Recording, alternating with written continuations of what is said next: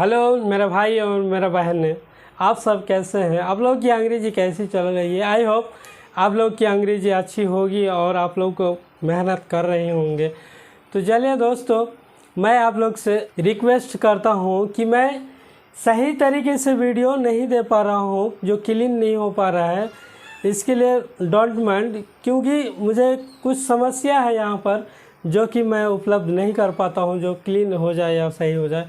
तो मैं कोशिश करूँगा बहुत ही जल्दी आप लोग के मोबाइल स्क्रीन में बिल्कुल क्लीन और बेहतर क्वालिटी में वीडियो आएगी और आप लोग देखेंगे। तो चलिए, जैसे भी हो इस चैनल को आप लोग सब्सक्राइब करेंगे ज़रूर और शेयर लाइक ज़रूर करेंगे, और मैं उम्मीद करता हूँ आप लोग ज़रूर करेंगे ना। चलिए ठीक है, कर दीजिए अभी प्लीज़। तो आप लोग जब भी मोबाइल देखते हैं इधर उधर की बातें चालू कर देते हैं, शुरू कर देते हैं, नज़र आपकी इधर उधर रहती है, आपकी माइंड कहाँ रहता है। तो दोस्तों, जब भी मैं पढ़ाऊँ तो आपको वीडियो में सही तरीके से देखना है, बिल्कुल केयरफुल होके, किसी तरह और किसी तरह आप देखेंगे नहीं, किसी प्रकार की बात को सोचेंगे नहीं और मेरी बात को गौर से सुनेंगे। मैं ज़्यादा कुछ नहीं बोलूँगा, इन स्पोकन के लिए बहुत ही मस्त है, इसी प्रकार से आप बना सकते हैं। दोस्तों, मैं आता हूँ जो कि सिंपल प्रेजेंट टेंस आप लोगों को पढ़ाया था, अफर्मेटिव हो चुका है, नेगेटिव हो चुका है ऑलरेडी। अब मैं इंट्रोगेटिव पढ़ाना चाहता हूँ अभी, और मैं पढ़ाऊँगा। ये देखिए, इंट्रोगेटिव में होता है डू डज, जो है नेगेटिव में सब्जेक्ट के बाद हुआ करता था। अब जो है हम क्या किए, इसको बाहर कर दिया हूँ।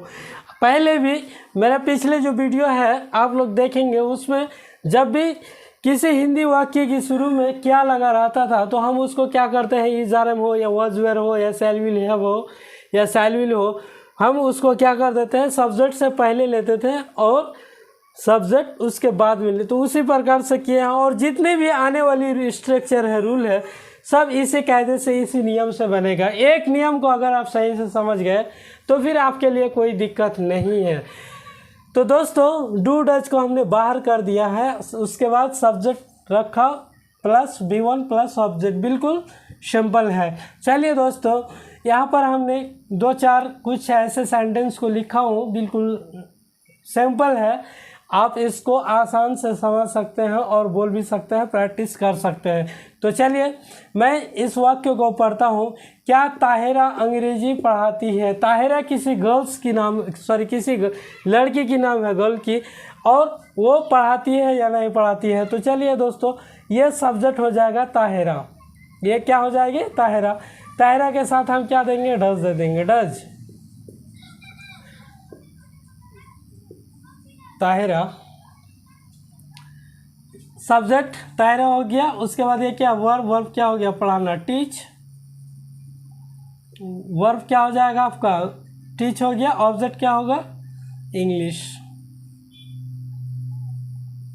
पास्ट वाचक चिन्ह डाल दीजिए।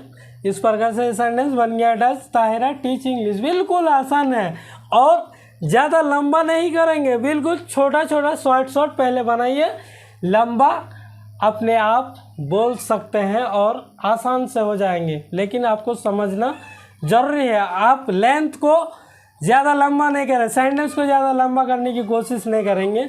और ऐसा नहीं कि मैं कुछ किताबों से वर्ड निकालूंगा और उस वर्ड को एडजस्ट करके मैं एक दूसरे को फंसाऊंगा, बोलूँगा, ट्राई करूँगा, ऐसा नहीं करना है। चलिए, सेकंड सेंटेंस आ रहा हूँ मैं, क्या मैं उसका घर जाता हूँ? क्या मैं उसका घर जाता हूँ, सवाल है। तो यहाँ सबसे पहले क्या हो गया? इंट्रोगेटिव है तो क्या शुरू में आ गया, इसलिए हम क्या करेंगे, सब्जेक्ट से पहले उसी को लेंगे। सब्जेक्ट मेरा क्या हो गया? आई के साथ डू लगता है, डू आई। सब्जेक्ट आई हो गया। वर्ब क्या हो गया? गो टू किसका घर? ऑब्जेक्ट उसका घर, हिज हाउस। समझ रहे हैं ना? Do I go to his house बन गया। अब आता हूँ, क्या वह लोग यहाँ खेलने के लिए आते हैं? कौन लोग? वह लोग। तो पहले बनाइए कि क्या वह लोग यहाँ आते हैं, तो क्या हो जाएगा? Do they do they come here, do they come here. पहले इतना बन गया, अब क्या हो गया, डू दे कम हियर हो गया, किस लिए, टू खेलने के लिए, play. Do they come here to play, यह सेंटेंस बन गया। क्या सीता आपका कपड़ा साफ करती है। आप पूछते हैं डज सीता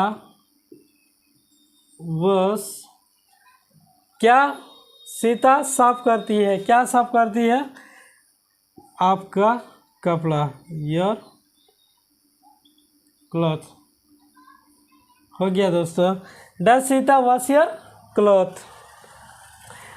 क्या रोहिणी रंगमंच पर नाचती है। नाचने वाली कौन है, ये रोहिणी।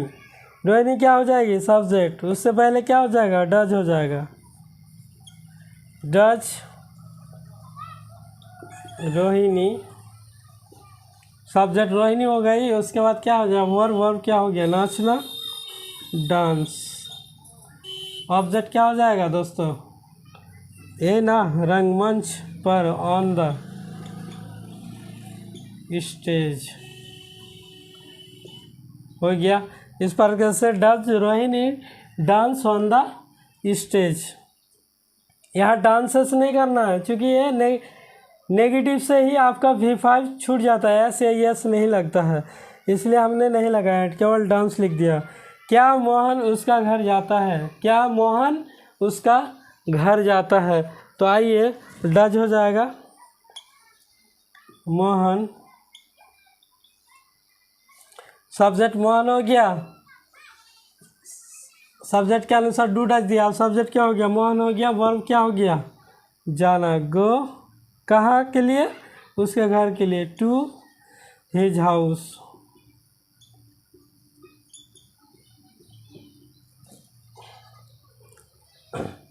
देखें किस तरीके से, बिल्कुल कोई दिक्कत नहीं है। ये सब जो है ना स्ट्रक्चर में, अब तक मैं जितना पढ़ाया हूँ, ज़्यादातर यूँ कहे तो 75% जो है इसी प्रकार से अंग्रेजी बोली जाती है।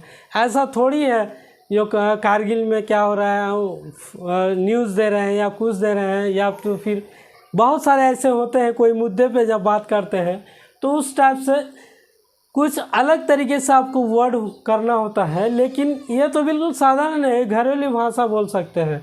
ये आप घर पे, सड़क पे, अपने दोस्तों के बीच, अपने आप रिलेशन के बीच, घर पे, भाई बहन के साथ, ये सब सेंटेंस आसान से बोल सकते हैं। Do you go to his house, what do you eat, तो मैं टर्म अभी आप लोगों को पढ़ाया नहीं हूँ। तो ये सिंपल सेंटेंस है, ये छोटी छोटी सेंटेंस है। इस सेंटेंस को आप लोग ज़रूर बनाएंगे। Do you eat apple, do you eat rice, do you take tea, ठीक है। Does he eat mango, does Sita go to Patna, does Reena cook food. इस तरीके से आप क्या सेंटेंस को बना सकते हैं। Do you call me, does she call me. इस प्रकार से does her sister tell me. इस प्रकार से छोटे छोटे सेंटेंस को आप लोग कोशिश करेंगे, ट्राई करेंगे बोलने का, बोलिएगा, प्रयास करेंगे। एक बार मिस्टेक होगा, दो बार होगा, थोड़ा सा आप हिचकिचाहट होगी आपको, धीरे धीरे वो क्या हो जाएगा, रिमूव होता हुआ चलेगा। तो कोई भी चीज़ हो, उस चीज़ को जब तक आप टच नहीं करेंगे, एक मान लीजिए मैं एक मिसाल दे रहा हूँ, कोई भी एक काम कीजिएगा, आपको अगर 5 मिनट लगता है, दूसरे मर्तबा करेंगे तो आपको 4 मिनट, तीसरा मर्तबा उसी काम को करेंगे तो फिर उससे कम हो जाएगा। तो धीरे धीरे जो है आप समय उसका जो है घटता हुआ जाएगा और आपका फ्लुएंसी और आपका कॉन्फिडेंस बढ़ता हुआ जाएगा। तो चलिए दोस्तों, अगर आपको ऐसा लगता है कि नहीं हो पाएगा बार बार बोलने से, तो इंग्लिश का कोई भी एक चैप्टर ले लीजिएगा और उसको कम से कम 10 बार रीडिंग दीजिएगा। पहला मर्तबा फर्स्ट टाइम में जितना आपको समय लगेगा, ये मैं वादे के साथ कहता हूँ, तीसरा बार चौथा बार जब पढ़ेंगे आप, तो उससे आपका नहीं होगा, कम से कम 30 सेकंड 40 सेकंड आपका कम समय लगेगा। क्यों कि आपका फ्लुएंसी, आपकी एक्टिविटी, आपकी कॉन्फिडेंस बढ़ जाती है, इसलिए आपका समय कम लगता है। तो चलिए दोस्तों, आई होप आप लोग समझ गए होंगे। आज का वीडियो यहीं तक, दैट्स ऑल, थैंक यू।